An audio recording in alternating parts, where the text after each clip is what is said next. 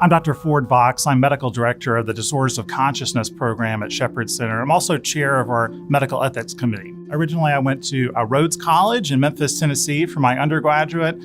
Came back to Alabama, where I'm from, at UAB for medical school. In the course of my medical training, through my specialty and everything, I've been at Washington University in St. Louis and also Boston University.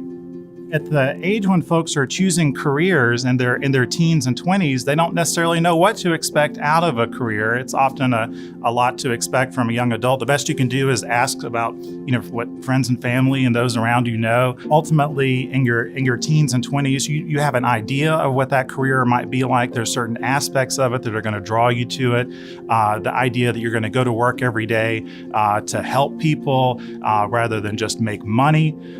The idea that you're going to be involved in the advancement of science. Those are kind of the great lights out there that ideally draw people towards medicine. I think that pulled me as well. I came to Shepherd fortunately relatively early in my rehabilitation medicine career. I had only had a year out in practice on my own, which I'd done in Boston before here.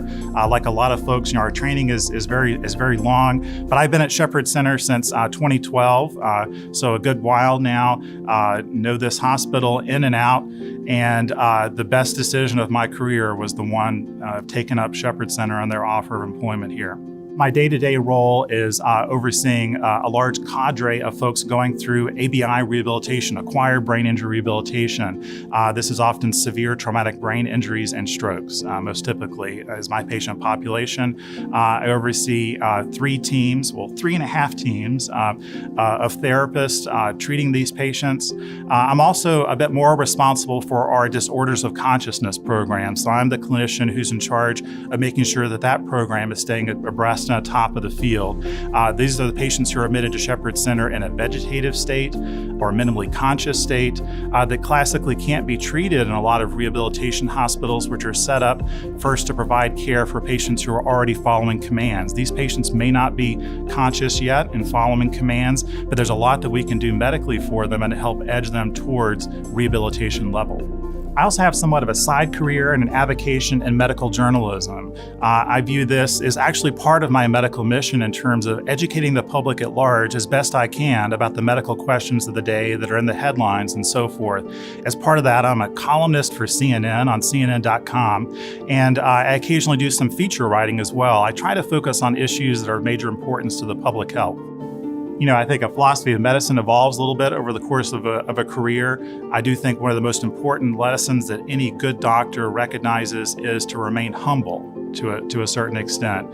We like to think that we are masters of a body of knowledge, but that body of knowledge is shifting underneath us. Medicine is advancing rapidly. Things that we thought we knew 10 years ago are proven to be wrong today. And so any doctor who is staying on top of their field, is trying to be the best, is recognizing that the scene is constantly moving, and our role is to shepherd patients through that. We see folks who are in states of enormous stress. I think one of the most important things to recognize is that this is likely the most stressful event of your family's life and your loved one's life, and as a patient, your life. And all bets are off to a certain extent. Sometimes it's still life or death here at Shepherd Center as well. It's not always just about function, but function is incredibly important as well. What is the rest of our life going to be like? In order to help people see their way through that process, which can be somewhat chaotic and dangerous and so forth, we have a lot of resources available here for people. I think remain open to that, but you've got to care for yourself first in terms of your emotional state. You've got to seek out counsel from friends and family and so forth. And you have to get sleep and rest and eat and drink water and so forth. It can be a very high intensity period, certainly early on, and recognize that there's no one right way to do it and to get through it. But the resources are available here for you to find your way. I think all of us who are working here at Shepherd Center through the course of our careers want to see this institution continue to do well and endure through the decades. So certainly, if I could be seen as moving one of those stones into improving the foundation of Shepherd Center and the long arc mission of what we're doing here, and certainly as much as possible be remembered by patients and families as having some level of contribution to their ongoing recovery and the rest of their lives, those two things, I would be very proud.